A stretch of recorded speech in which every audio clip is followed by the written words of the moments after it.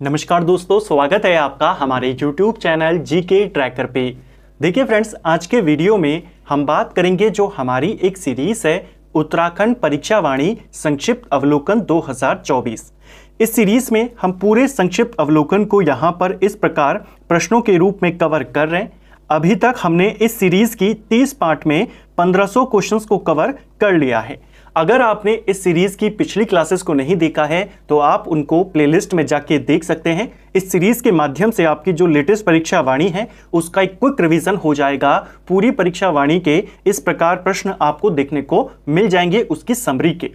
आज हम इस सीरीज की 31वीं क्लास यहां पर कवर करेंगे। तो चलिए दोस्तों, आज की क्लास को शुरू करते हैं। उत्तराखंड के प्रमुख व्यक्तित्व से जुड़े हुए जो क्वेश्चंस हैं उनको हम कवर कर रहे थे। तो चलिए आज की क्लास को स्टार्ट करेंगे। आज का हमारा पहला क्वेश्चन है, 1929 में लाहौर कांग्रेस में कुमाऊं का प्रतिनिधित्व किसने किया था? जो कांग्रेस का लाहौर अधिवेशन था 1929 में जो आयोजित हुआ था, ऐतिहासिक लाहौर अधिवेशन इसे माना जाता है। इसी अधिवेशन में पूर्ण स्वराज का जो मांग करी गई थी वो यहीं पर करी गई थी।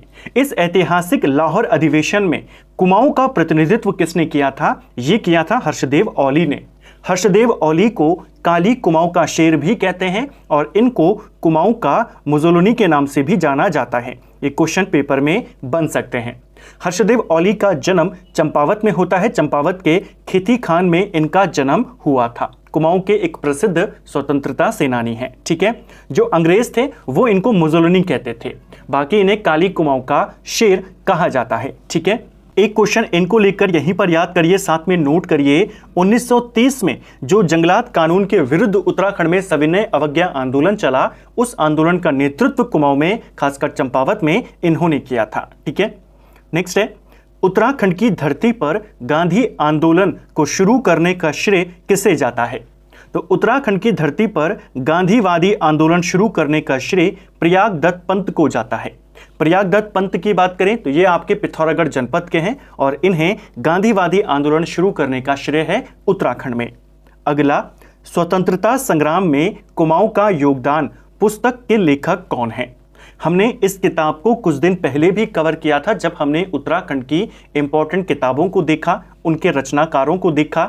हमने वहां पर कवर किया था कि स्वतंत्रता संग्राम में कुमाऊं का योगदान, यह किताब इंद्र सिंह नयाल की है। और अगर इसको कर दे स्वतंत्रता संग्राम में गढ़वाल का योगदान, तब यह किताब टी.एस. कंडारी की हो जाएगी। यह पेपर में पूछा गया है नाम, तीरथ सिंह कंडारी जी की पुस्तक। और अगर सवाल हो स्वतंत्रता संग्राम में गढ़वाल कुमाऊं का योगदान, तब रचना होगी धर्मपाल सिंह चौहान की। ठीक है, नेक्स्ट है, उत्तराखंड से जेल जाने वाले प्रथम स्वतंत्रता सेनानी कौन थे? राज्य का पहला स्वतंत्रता सेनानी कालू मेहरा को माना जाता है, लेकिन जेल जाने वाले पहले स्वतंत्रता सेनानी मोहन सिंह मेहता हैं। इनका नाम भी आपने याद करना है। ठीक है, राज्य से जेल जाने वाले ये पहले व्यक्ति हैं स्वतंत्रता संग्राम के दौरान। ठीक है, बागेश्वर से इनका संबंध है। 1921 में बागेश्वर की कत्यूर घाटी में इन्होंने कुमाऊं परिषद की शाखा का भी गठन किया था। क्वेश्चन आएगा, कत्यूर घाटी में कुमाऊं परिषद की शाखा किसने बनाई, तब आप इनका नाम बताएंगे। राज्य से जेल जाने वाली स्वतंत्रता संग्राम के दौरान पहली महिला कौन है, उसका नाम आपने कमेंट बॉक्स में करना है। चलिए नेक्स्ट है, चंद्रशेखर आजाद के हिंदुस्तान समाजवादी प्रजातांत्रिक संघ में उत्तराखंड से एकमात्र सदस्य कौन थे? चंद्रशेखर आजाद का यह संगठन था हिंदुस्तान समाजवादी प्रजातांत्रिक संघ, जिसे हम HSRA के नाम से जानते हैं। इस संघ के राज्य से एकमात्र सदस्य थे भवानी सिंह रावत। ठीक है, क्वेश्चन आता है आपके पास कि चंद्र सिंह रावत के मित्र जो उत्तराखंड से थे वो कौन है? तो भवानी सिंह रावत, ये दुगड्डा के थे और इन्हीं के साथ चंद्र सिंह आजाद दुगड्डा भी आए थे और दुगड्डा में उन्होंने बंदूक चलाने की प्रैक्टिस भी करी थी। ठीक है, एक और क्वेश्चन ध्यान रखना, 1930 में जो गड़ोदिया स्टोर डकैती कांड हुआ उसमें भी राज्य की ओर से शामिल व्यक्ति कौन है? भवानी सिंह रावत। दुगड्डा में शहीद मेले की शुरुआत किसने करवाई थी? तो दुगड्डा में शहीद मेला भवानी सिंह रावत के द्वारा ही शुरू करवाया गया था। किसने अपने नाम से जाति सूचक शब्द को हटा लिया था? तो अपने नाम से जाति सूचक शब्दों को हटाया था डॉक्टर भक्त दर्शन ने। डॉक्टर भक्त दर्शन की बात करते हैं, इनको लेकर दो बातें आपसे पूछी जाती हैं जो इंपॉर्टेंट है। पहला, अपने नाम से जाति सूचक शब्द हटाया। दूसरा, 1921 में इन्होंने जीवन भर खादी पहनने का प्रण भी लिया था, उसका व्रत लिया था। तो क्वेश्चन आता है किसने लिया था जीवन भर खादी पहनने का व्रत, तब आप कहेंगे भक्त दर्शन ने। ठीक है, अब जैसा पैटर्न आपका चल रहा है उत्तराखंड में, डीप क्वेश्चन आपके बन रहे हैं, आपको पता है कि भक्त दर्शन ने लिया, लेकिन अब आपको वो वर्ष पूछ देगा, तो वर्ष को भी याद रखना, 1921 में लिया था। ठीक है, इनका मूल नाम क्या है, तो भक्त दर्शन का मूल नाम जो था वो राजदर्शन था। ठीक है, नेक्स्ट है सुमन स्मृति ग्रंथ, बैरिस्टर मुकुंदी लाल स्मृति ग्रंथ किसकी रचना है। तो दो प्रमुख स्मृति ग्रंथ हैं, एक श्रीदेव सुमन के ऊपर है, एक बैरिस्टर मुकुंदी लाल के ऊपर है। इन दोनों स्मृति ग्रंथ को डॉक्टर भक्त दर्शन ने ही रचा था। ठीक है, तो ये दोनों किसकी रचनाएं हैं, डॉक्टर भक्त दर्शन की। इनकी सबसे फेमस रचना और जो कई बार आपसे पेपर में पूछी गई है, गढ़वाल की दिवंगत विभूतियां किसकी रचना है, वो भी इन्हीं की रचना है। ठीक है, 1939 में देहरादून में टिहरी राज्य प्रजामंडल की स्थापना किसने करी थी। अब एक और क्वेश्चन आपका कैसे बना, टिहरी राज्य प्रजामंडल, नाम में टिहरी है और इसकी स्थापना कहां हुई, पेपर में आएगा डायरेक्ट, तो आपने टिहरी को टिक नहीं करना है, ये आपके देहरादून में बना था। ठीक है, इसकी स्थापना 1939 में होती है और जो इसके संस्थापक में प्रमुख योगदानकर्ता थे वो थे श्रीदेव सुमन। ठीक है, श्रीदेव सुमन की बात करें, श्रीदेव सुमन की माता का नाम तारा देवी था। टिहरी के जौल गांव में श्रीदेव सुमन का जन्म हुआ था। आपसे गांव का नाम भी पूछा जा सकता है और जन्म तिथि भी आपको याद करनी है, 25 मई 1916। ठीक है, इनके पिता का नाम हरिराम बड़ोनी था जो कि एक वैद्य थे। ठीक है, इनके बचपन का नाम क्या है, इनके बचपन का नाम श्रीदत्त बड़ोनी था। श्रीदेव सुमन के बचपन का नाम श्रीदत्त बड़ोनी था। इनकी पत्नी का नाम विनय लक्ष्मी था, इसको भी याद करेंगे। एक क्वेश्चन और श्रीदेव सुमन को लेकर के यहीं पर नोट कर लीजिए। 1937 में श्रीदेव सुमन ने कुछ कविताएं प्रकाशित करी थी। किस नाम से उन्होंने उन कविताओं को प्रकाशित किया था, तो इन्होंने सुमन सौरभ के नाम से कविताओं को प्रकाशित किया था। ठीक है, 1938 में दिल्ली से इन्होंने एक नया संगठन बनाया था, गणदेश सेवा संघ, जिसका नाम बाद में हिमालय सेवा संघ हो गया था। ये कुछ क्वेश्चन है श्रीदेव सुमन को लेकर के। देहरादून में 1939 में 23 जनवरी को इन्होंने टिहरी राज्य प्रजामंडल की स्थापना करी। इसकी जो पहली बैठक हुई थी इसी दिन हुई थी, 23 जनवरी को। इसके अध्यक्षता किसने करी, संस्थापक में तो महत्वपूर्ण योगदान है श्रीदेव सुमन का, लेकिन जो अध्यक्ष रहे थे इसकी पहली बैठक के, वो मानवेंद्र नाथ रॉय रहे थे। ठीक है, श्रीदेव सुमन का जो ऐतिहासिक अनशन था, आमरण अनशन, जिसके बाद वे शहीद हो गए थे, वो कब शुरू हुआ, तो वो उन्होंने 3 मई 1944 को शुरू किया था। 84 दिनों तक उनका अनशन चला, भूख हड़ताल चली और 84 दिन के बाद वे शहीद हो जाते हैं 25 जुलाई 1944 को। तो अनशन शुरू 3 मई को हुआ, शहीद वे 25 जुलाई को हुए। ये कुछ इंपॉर्टेंट डेट्स हैं, उनसे संबंधित कुछ इंपॉर्टेंट फैक्ट्स हैं जो आपसे पूछे जाते हैं। श्रीदेव सुमन के अनशन को ऐतिहासिक अनशन की संज्ञा किसने दी थी, तो शेखर पाठक ने दी थी। ठीक है, अगला, तुम मुझे तोड़ सकते हो मोड़ नहीं सकते, यह कथन किसका है। तो काफी फेमस स्टेटमेंट है, तुम मुझे तोड़ सकते हो मोड़ नहीं सकते, ये श्रीदेव सुमन ने ही कहा था। इसके अलावा इनका एक कथन और है कि यदि गंगा हमारी माता होकर भी हमें आपस में मिलाने के बजाय 2 हिस्सों में बांटती है तो हम गंगा को काट देंगे। यह कथन भी किसका है, श्रीदेव सुमन का है।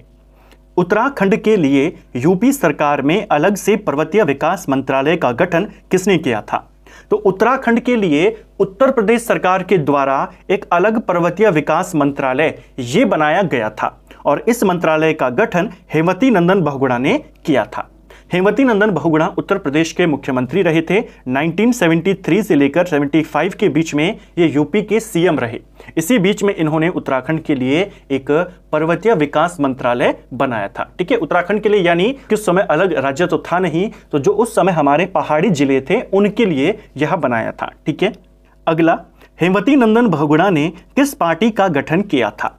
हेमवती नंदन बहुगुणा 1973 से 75 तक उत्तर प्रदेश के मुख्यमंत्री रहे। उसके बाद 1979 में उन्होंने अपनी एक नई पार्टी का गठन किया जिस पार्टी का नाम था लोकतांत्रिक समाजवादी पार्टी। क्वेश्चन बन सकता है, एचएनबी के द्वारा बनाई गई पार्टी का नाम क्या है, तब आप कहेंगे लोकतांत्रिक समाजवादी पार्टी। इनकी एक किताब है, इनकी किताब का नाम है इंडियन नाइस होम। ठीक है, इस होम को कुछ जगहों पर होम लिखा गया है, कुछ जगहों पर हम लिखा गया है, तो आपको दोनों ध्यान में रखना है। इनको कुछ उपनामों से जाना जाता है।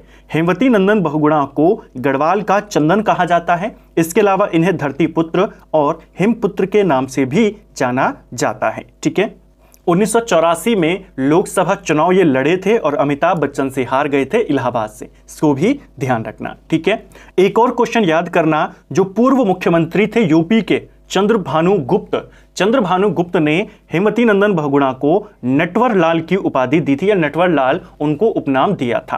तो नटवर लाल भी किसको कहा गया? इन्हीं को कहा गया। ठीक है, किसने कहा था? यूपी के पूर्व मुख्यमंत्री चंद्रभानु गुप्त ने कहा था। इन्हें कांग्रेस का चाणक्य भी कहा जाता है, आधुनिक चाणक्य भी इनको कहा जाता है। ठीक है, इसे ध्यान रखेंगे। ठीक है, नेक्स्ट है, टिहरी के नरेशों की पारंपरिक उपाधि क्या है? तो टिहरी नरेशों की जो पारंपरिक उपाधि है वो बोलांदा बदरीश थी। ठीक है, क्वेश्चन बन सकता है पेपर में, बोलांदा बदरीश किसे कहा जाता है? तब आप कहेंगे टिहरी नरेशों की उपाधि है। विकास पुरुष के नाम से प्रसिद्ध नारायण दत्त तिवारी का जन्म स्थल कौन सा है? तो एनडी तिवारी, जिन्हें विकास पुरुष के नाम से जाना जाता है, इनका जन्म ब्यूल्टी गांव नैनीताल में हुआ था। ठीक है, एनडी तिवारी 3 बार उत्तर प्रदेश के सीएम रहे और 1 बार उत्तराखंड के भी सीएम रहे। अभी तक उत्तराखंड में एकमात्र सीएम है जिन्होंने अपने 5 साल का कार्यकाल पूरा किया था, वो है एनडी तिवारी। ठीक है, नेक्स्ट है, एनडी तिवारी कितनी बार उत्तर प्रदेश के मुख्यमंत्री रहे? तो यूपी के मुख्यमंत्री ये 3 बार रहे और उत्तराखंड के मुख्यमंत्री 1 बार रहे। कुमाऊं के सबसे प्राचीन कवि गुमानी का मूल नाम क्या था? ये क्वेश्चन आपसे अभी हाल ही में पेपर में पूछा गया था कि गुमानी पंत का जो मूल नाम है लोकनाथ या लोकरत्न पंत, तो इनको गुमानी की उपाधि किसने दी थी? जो गुमानी पंत हैं, जिनका मूल नाम क्या है? लोकरत्न पंत। ये काशीपुर के नरेश गुमान शाह के दरबारी थे, उनके दरबारी कवि थे। गुमान शाह के द्वारा ही इनको गुमानी की उपाधि दी गई थी। ठीक है, किसे गढ़वाल में हिंदी पत्रकारिता का भीष्म पितामह कहा जाता है? तो उत्तराखंड में खासकर गढ़वाल में हिंदी पत्रकारिता का भीष्म पितामह ये कहा जाता है विशंबर दत्त चंदोला को। कुछ दिन पहले जब हमने पत्र पत्रिकाओं से संबंधित प्रश्नों को देखा था तो 2 क्वेश्चन देखे थे। गढ़वाल में पत्रकारिता का, हिंदी पत्रकारिता का जनक, तब आपने कहा गिरिजादत्त नैथानी, और गढ़वाल में पत्रकारिता का, हिंदी पत्रकारिता का भीष्म पितामह, तब आप कहेंगे विशंबर दत्त चंदोला। ठीक है, राज्य के किस ज्योतिष विद्वान को भारतीय ज्योतिष अनुसंधान संस्थान ने अभिनव ब्राह्मीर की उपाधि दी थी? सीधा क्वेश्चन आएगा, अभिनव ब्राह्मीर की उपाधि किसे दी गई है? यह उपाधि मुकुंद राम बर्थवाल देवज्ञ को दी गई है। इन्हें देवज्ञ उपनाम से जाना जाता है। ठीक है, इन्हें भारतीय ज्योतिष अनुसंधान संस्थान ने कौन सी उपाधि दी है? अभिनव ब्राह्मीर। इनके द्वारा, जो मुकुंदराम बर्थवाल देवज्ञ हैं, इनके द्वारा 1 लाख से ज्यादा ज्योतिष श्लोकों की रचना करी गई है। गढ़वाली का सर्वोत्कृष्ट गीति काव्य कौन सा है? तो गढ़वाली भाषा का सर्वोच्च जो गीति काव्य है, सबसे अच्छा गीति काव्य किसे माना जाता है? वो प्रेमी पथिक को माना जाता है। अगली बार हो सकता है आपके पास पेपर में सवाल आ जाए, प्रेमी पथिक किस भाषा की रचना है? तब आप कहेंगे गढ़वाली की है। इसके रचयिता तोता कृष्ण गैरोला हैं। ठीक है, 1939 में लैंसीडॉन से प्रकाशित पत्र कर्मभूमि के संपादक कौन थे? तो एक इंपॉर्टेंट समाचार पत्र है कर्मभूमि, ये लैंसीडॉन से आता था, 1939 में शुरू हुआ और इसके जो संपादक थे भैरव दत्त धूलिया और भक्त दर्शन दोनों थे। इला चंद्र जोशी किस प्रकार के औपन्यासिक रचनाकार माने जाते हैं? तो इला चंद्र जोशी की बात करते हैं, यह मनोवैज्ञानिक उपन्यासकार माने जाते हैं। ठीक है, इंपॉर्टेंट है, इनकी रचनाएं पेपर में आती हैं। किस प्रकार के उपन्यासकार हैं? मनोवैज्ञानिक। इनकी रचनाएं लिख लीजिए, सन्यासी, जहाज का पंछी, पर्दे की रानी, सुबह के भूले, निर्वासित, ये सारी रचनाएं इन्हीं की हैं। अगला, साहित्यकार गोविंद बल्लभ पंत का सर्वाधिक ख्याति प्राप्त नाटक कौन सा है? देखिए, जो जीबी पंत थे, जो राजनीतिक जीबी पंत थे, पॉलिटिशियन थे, वो दूसरे व्यक्ति हैं। ये हैं साहित्यकार जीबी पंत, ये दूसरे व्यक्ति हैं। ये साहित्यकार रहे हैं, काफी फेमस साहित्यकार रहे हैं राज्य के, और इनकी सबसे प्रसिद्ध जो रचना है वो है कोहिनूर का लुटेरा। तो आपके पास क्वेश्चन आएगा कोहिनूर का लुटेरा किसकी रचना है। आपको विकल्प में दे देगा जीबी पंत, तो ध्यान रखना वो GB Pant politician GB Pant नहीं है, साहित्यकार जीबी पंत हैं। ठीक है, अगला, सुमित्रा नंदन पंत का जन्म कब हुआ था। तो सुमित्रा नंदन पंत, इनका जन्म 20 मई 1900 ईस्वी में हुआ और इनका जन्म बागेश्वर के कौसानी में हुआ था। ठीक है, सुमित्रा नंदन पंत को लेकर भी आपके कई सवाल बनते हैं। सुमित्रा नंदन पंत के बचपन का नाम क्या था, तो इनके बचपन का नाम गोसाई दत्त या गुसें था। ठीक है, गुसें नाम से भी जाने जाते थे और गोसाई दत्त भी इनको कहा जाता था। किसके सुझाव पर ऑल इंडिया रेडियो का नाम आकाशवाणी किया गया था। जो ऑल इंडिया रेडियो है, जिसे हम आज आकाशवाणी के नाम से जानते हैं, इसको पहले ऑल इंडिया रेडियो कहते थे। तो इसको ये आकाशवाणी नाम किसके सुझाव पर दिया गया, सुमित्रा नंदन पंत के सुझाव पर। यह भी एक इंपॉर्टेंट पॉइंट है। सुमित्रा नंदन पंत कैसे कवि माने जाते हैं, तो सुमित्रा नंदन पंत छायावादी दौर के या छायावादी कवि माने जाते हैं। ठीक है, काफी इंपॉर्टेंट बिंदु है। सुमित्रा नंदन पंत को किस वर्ष पद्म भूषण सम्मान मिला था। इनके 3 इंपॉर्टेंट सम्मान, एक है पद्म भूषण, ये इन्हें 1961 में मिला। 1960 में साहित्य अकादमी पुरस्कार मिला इनको, इनकी रचना कला और बूढ़ा चांद के लिए। और 1968 में इनको इनकी रचना चिदंबरा के लिए 1968 में ज्ञानपीठ पुरस्कार से सम्मानित किया गया। जो ये ज्ञानपीठ पुरस्कार इनको मिला वो हिंदी भाषा के लिए मिला, क्योंकि हिंदी में ही ज़्यादा रचनाएं करते थे। तो इस चीज़ को ध्यान रखना, हिंदी भाषा के लिए ज्ञानपीठ पुरस्कार पाने वाले पहले व्यक्ति कौन हैं, सुमित्रा नंदन पंत हैं। इनकी रचना चिदंबरा के लिए इनको मिला था। हिंदी विषय को लेकर डॉक्टरेट की डिग्री पाने वाले पहले व्यक्ति कौन हैं। तो हिंदी विषय को लेकर डॉक्टरेट की डिग्री सबसे पहले प्राप्त करी थी पीताम्बर दत्त बर्थवाल ने। ठीक है, पीताम्बर दत्त बर्थवाल ने अपना शोध ग्रंथ अंग्रेजी में लिखा था। हिंदी विषय को लेकर इन्होंने डॉक्टरेट की डिग्री हासिल करी। आपको क्वेश्चन देगा किस भाषा में लिखा, तो आप जल्दबाजी में अगर आपने नहीं पढ़ा है तो आप सीधा हिंदी पर टिक करेंगे। तो ध्यान रखना, इन्होंने हिंदी विषय को लेकर डॉक्टरेट की डिग्री ली है, लेकिन जो इनका शोध ग्रंथ है वो इन्होंने अंग्रेजी में लिखा था और उसका नाम है द निर्गुण स्कूल ऑफ हिंदी पोएट्री, यानी हिंदी काव्य में निर्गुणवाद। ये हिंदी में नाम है, ये इंग्लिश में नाम है। जो इनका शोध ग्रंथ है वो इंग्लिश में था। ठीक है, नेक्स्ट है, यमुना के बागी बेटे भीम अकेला मोहन गाता जाएगा या मोहन गाता जा, यह रचनाएं किसकी हैं। तो ये 3 इंपॉर्टेंट रचनाएं हैं और जिसमें से जो मोहन गाता जाएगा ये आत्मकथा है किसकी, विद्यासागर नौटियाल की। विद्यासागर नौटियाल को पहाड़ का प्रेमचंद कहा जाता है। ठीक है, आर्यों का आदि निवास मध्य हिमालय, ये किसकी रचना है, तो आर्यों का आदि निवास मध्य हिमालय ये भजन सिंह की रचना है। ठीक है, हिलांस नामक प्रसिद्ध कविता किसकी रचना है, तो हिलांस नामक जो फेमस कविता है आपकी, ये भगवती चरण निर्मोही जी की रचना है। डॉक्टर शिव प्रसाद डबराल की जन्मस्थली है, इनकी जन्मस्थली और इनकी कर्मस्थली दोनों पेपर में आ सकते हैं। कर्मस्थली पेपर में पूछी जा चुकी है। जो डॉक्टर शिव प्रसाद डबराल थे, इनका जन्म पौड़ी के गहली गांव में हुआ था। ठीक है, 1912 में इनका जन्म हुआ था। इनकी जो कर्मस्थली है वो दुगड्डा में है। दुगड्डा में ये जो इंटर कॉलेज है वहाँ के प्रधानाचार्य रहे थे। इन्होंने भूगोल को लेकर के डॉक्टरेट की उपाधि हासिल करी थी। ठीक है, क्वेश्चन बन सकता है कि किस सब्जेक्ट में इन्होंने डॉक्टरेट की उपाधि ली। जैसे पीताम्बर दत्त बर्थवाल ने हिंदी को लेकर के ली, इन्होंने भूगोल को लेकर ली। शिव प्रसाद डबराल की फेमस रचनाएं कौन कौन सी हैं, तो इनकी कुछ इंपॉर्टेंट रचनाएं जैसे उत्तराखंड का इतिहास।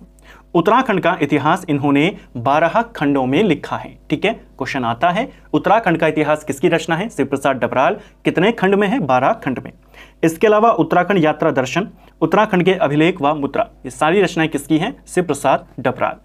शिव प्रसाद डबराल को चारण क्यों कहा जाता है, ये क्वेश्चन भी पेपर में बना था कि चारण उपनाम से किसे जाना जाता है।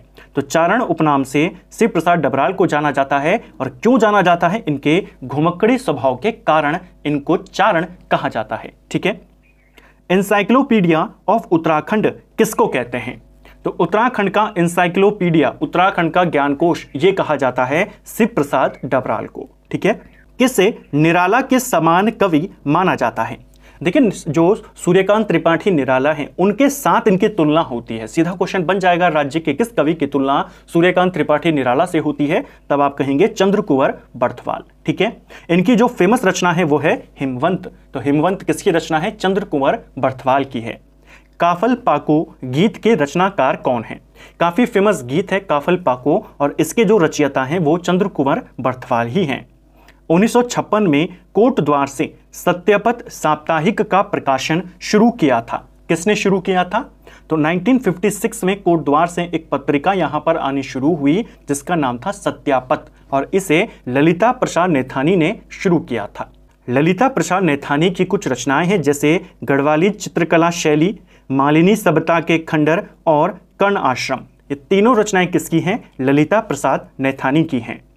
हिमालयी क्षेत्रों के सर्वेक्षण व जनजातीय भाषाओं में शोध व लेखन का कार्य किसने किया है?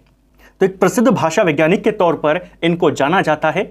इन्होंने हिमालयी क्षेत्रों का सर्वेक्षण किया, जनजातीय भाषाओं में शोध किया और ये नाम किसका है? ये है प्रोफेसर डी शर्मा, प्रसिद्ध भाषा वैज्ञानिक हैं। ठीक है, तो डी शर्मा को जाना जाता है जनजातीय भाषाओं में शोध को लेकर के।